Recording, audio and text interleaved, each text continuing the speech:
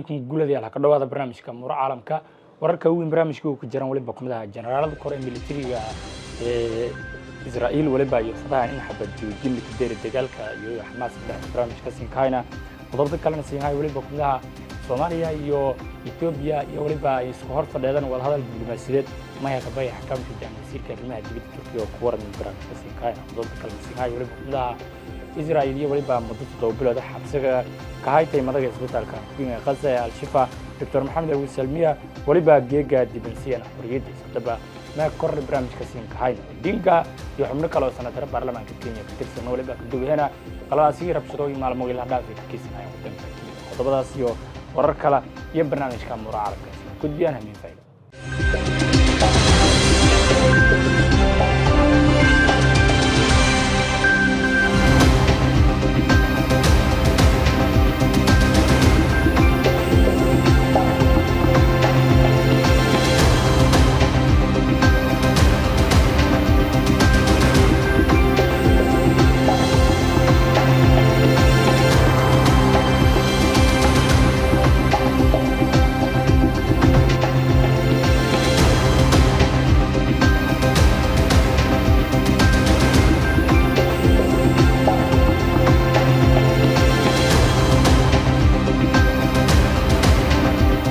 برنامجka mura caalamka warteel karlaad iyo la daraartan dawladda Soomaaliya iyo Itoobiya waliba iyo isku hor fadhiyaan wadahadal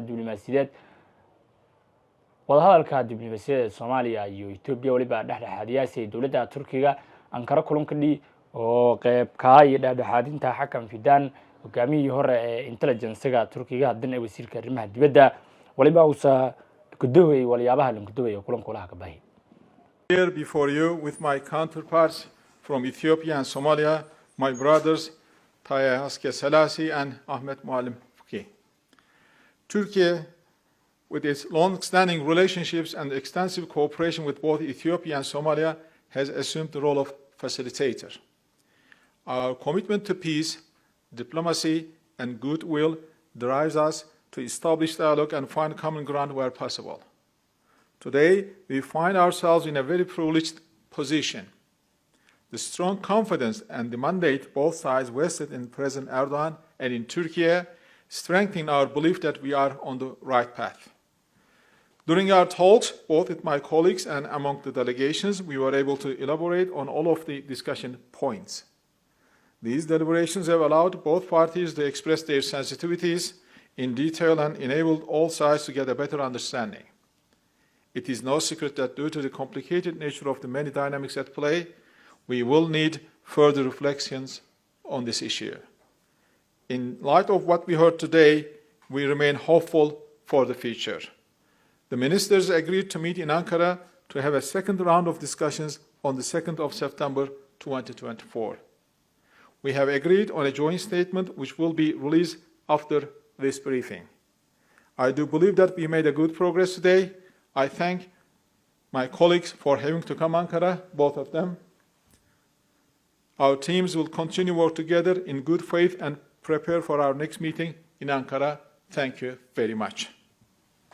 برنامجka mura caalamka la darartan Raila Odinga shirjirayda qowdi sanatar kale duway hena rabshadaha Kenya qorrahan iyo arrimaha la kahaysi dawladda Kenya banaanbaxyada sababeen iyo waliba anagdeen walaac weyn iyadoo beriyayto xitaa la koobsado banaanbax weyn hadda buwaanahan ku mid ah sanatarada baarlamaanka Kenya iyo Raila Odinga oo naftir shirjirayda qowdaan wana ku dawayaan rabshadaha waliba gaashankan darurenga William Ruto iyadoo ay dheeratanka dhawaan. That deals with managerial issues in the party and also issues of policy. We have a comprehensive meeting today and we have a statement which is going to be read to you by the Secretary General, Honorable Edwin Sifuna. Thank you, Your Excellency. We proceed straight to the statement of the Central Committee meeting of 2nd July 2024. And it is titled, "This is Kenya's Last Best Chance."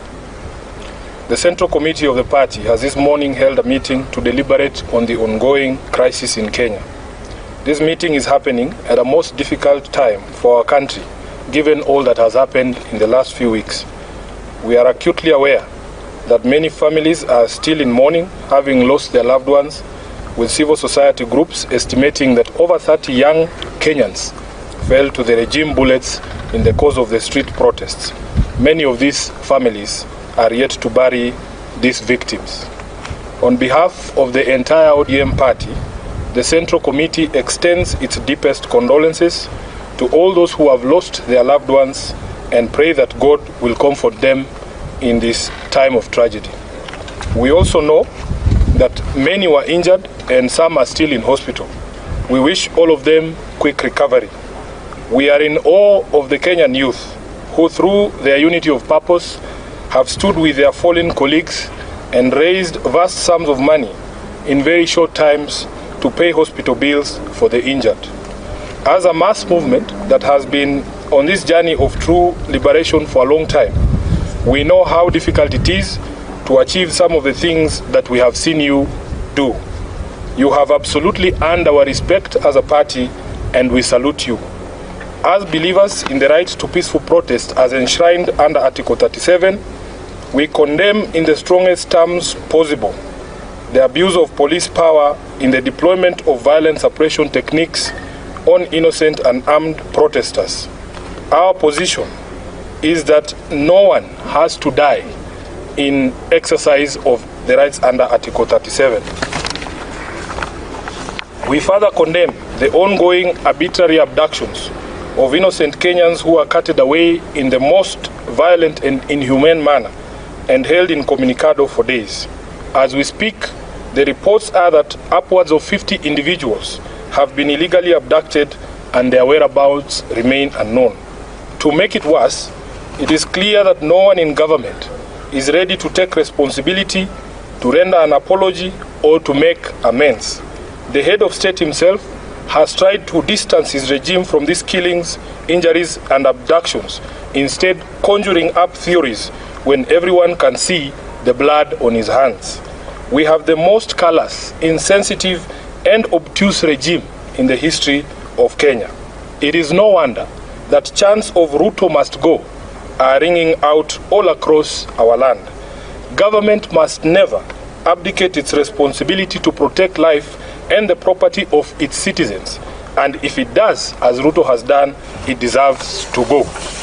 As a party that was founded on the tenets of social justice, we shall walk the journey of bringing about justice and accountability for all of the regime's crimes since they took power.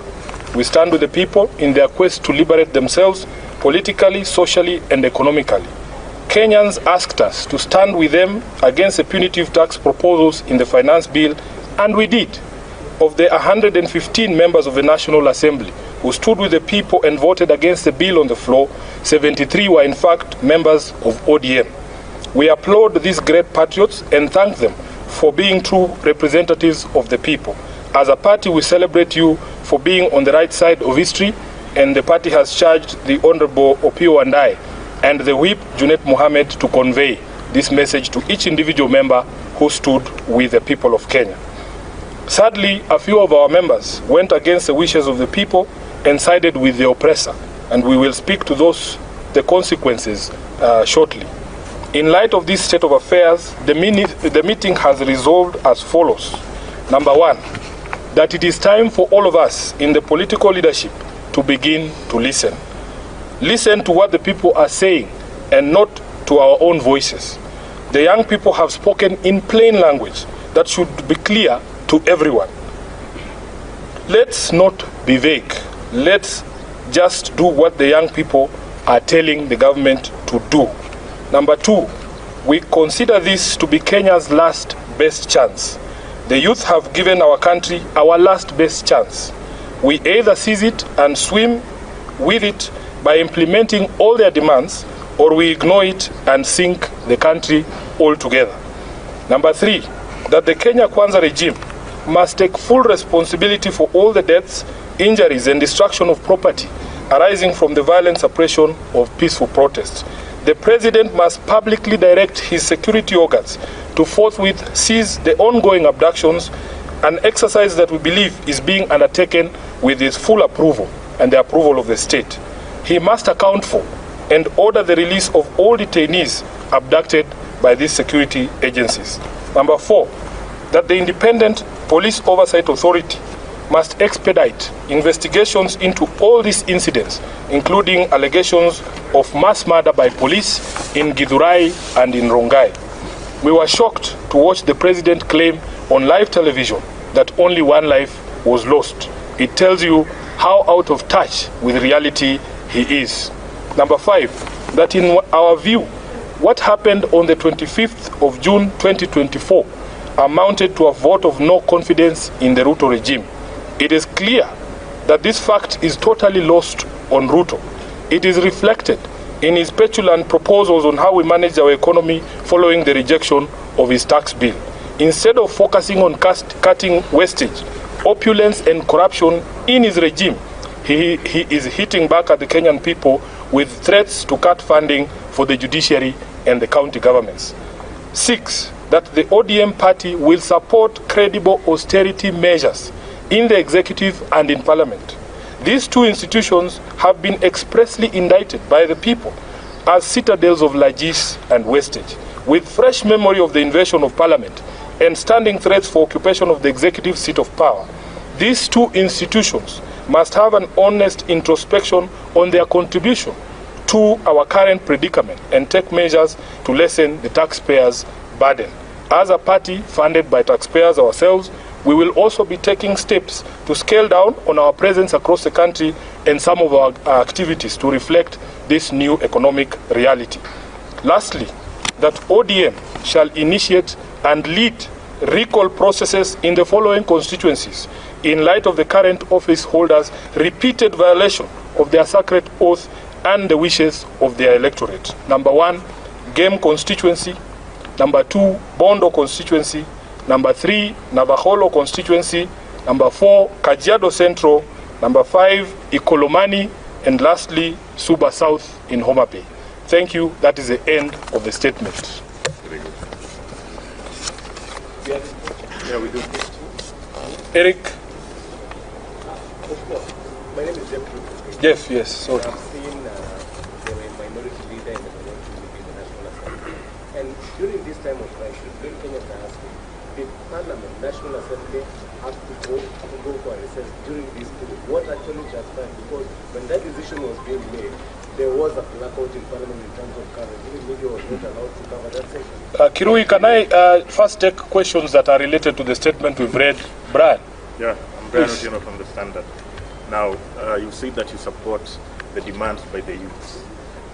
One among the demands is the resignation of President Ruto. Do you support that? The youth have spoken in clear and certain terms. Let us not pretend like we don't hear what they are saying. You have heard it, we have heard it, Ruto has heard it. Yeah. Next question. Yeah, the second question was that the kind of environment that the president is enabling right now, the suppression through police, do you think it supports his calls for dialogue? No, because nobody believes what the president is saying. His actions and words are totally different. And what we have called for in our statement, first of all, is he must publicly speak to his police, publicly, and tell them that he knows what they are doing and Kenyans have asked that he stop. So if he doesn't stop that, really, there is really nothing to discuss. Many of the people he's looking for to have a discussion with are actually in custody. Yeah. Let's look. Yeah, like you have listed some 5 constituencies that you are going to initiate the recall to. 6. Yes. You know they are not the only ones who voted yes from the party. How did you arrive at the 5? And then secondly... Yes, the criteria was very simple. In our statement we have said repeat offenders. Those who voted against the wishes of the people in 2023 and again did it in 2024 because there are a few who met their Damascus moments. guud ahaan waliba aan tahay ka afmeerana barnaamijka Arimaha Caalamka ee warta Karnal.